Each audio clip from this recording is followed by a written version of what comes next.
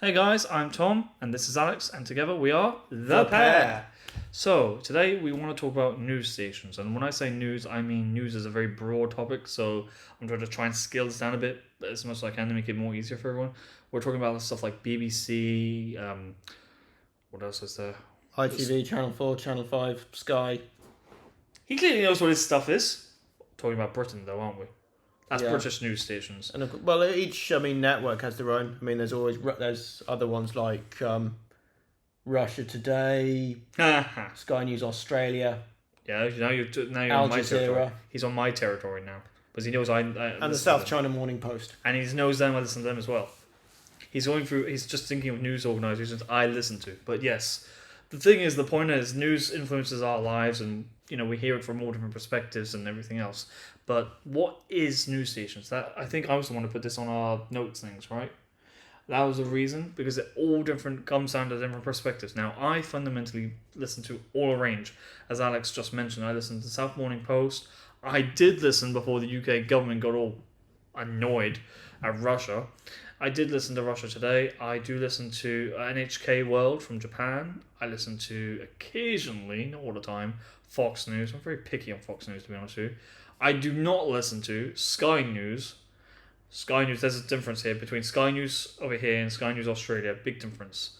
I don't listen to Sky News. I do listen to Sky News Australia though, Why is that though? because it's more truthful.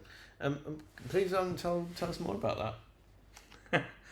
Well, okay. Here's the thing. As I say, all news stations are biased to their own accord, which is fundamentally true, and I fundamentally believe this. But Sky News Australia, which is, I'm not gonna lie, I'm not gonna sit here being a hypocrite, is more leaning to the right, conservative views. Don't get me wrong, but they do. That's why I like them.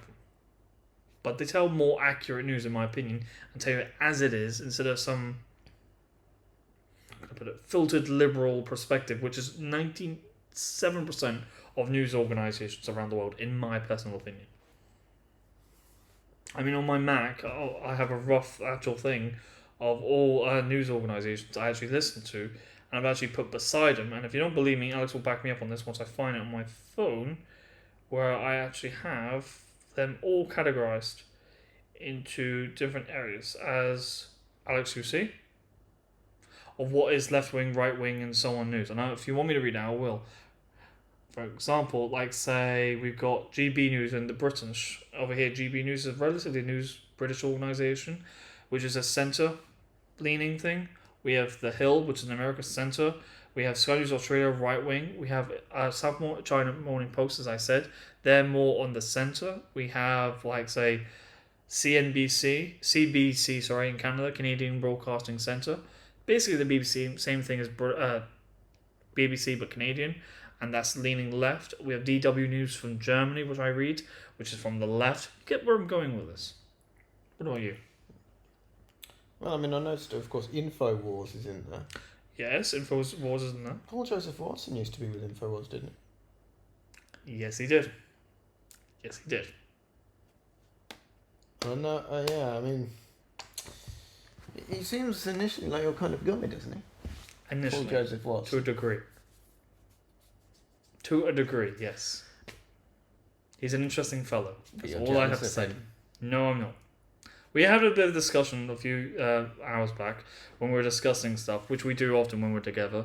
And let me just make a point. This guy called Paul Joseph Watson, he's an alright guy in my book. I just don't listen to him half as much as my dear friend Alex here, or my girlfriend Alice. That's all I'm saying on that matter. Not jealous, I just don't listen to him.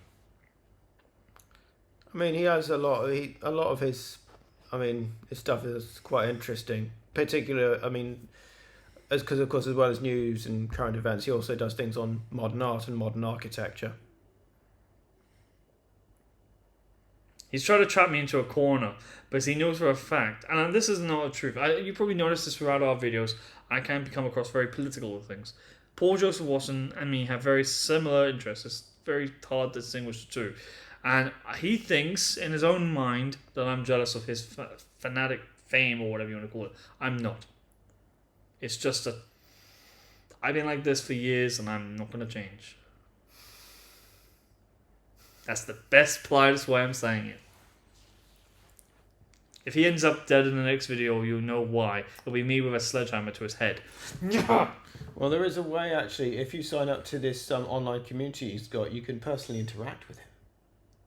He might end up dead in the next clip. I will do a clip outtake on this, and he will be on the floor, spazzing out, dying. If necessary. Does that really not interest you, the idea of personally interacting with him? Who interested in him spazzing out, dying right now? Me. And it's going to be on record in the next clip if he doesn't stop. And who would like to see Tom sign up to Paul Joseph Watson's online community and personally interact with him? There will be a crowbar on his head. He'll be bleeding out. Just so you know. He might not be in the next video. He might be on the floor spazzing out. Okay, well, as always... He might die. Well, send help. Call this number below. Okay, well, thank you for watching, and we'll see you in the next video. Peace. If he makes it. Bye, everyone. Bye.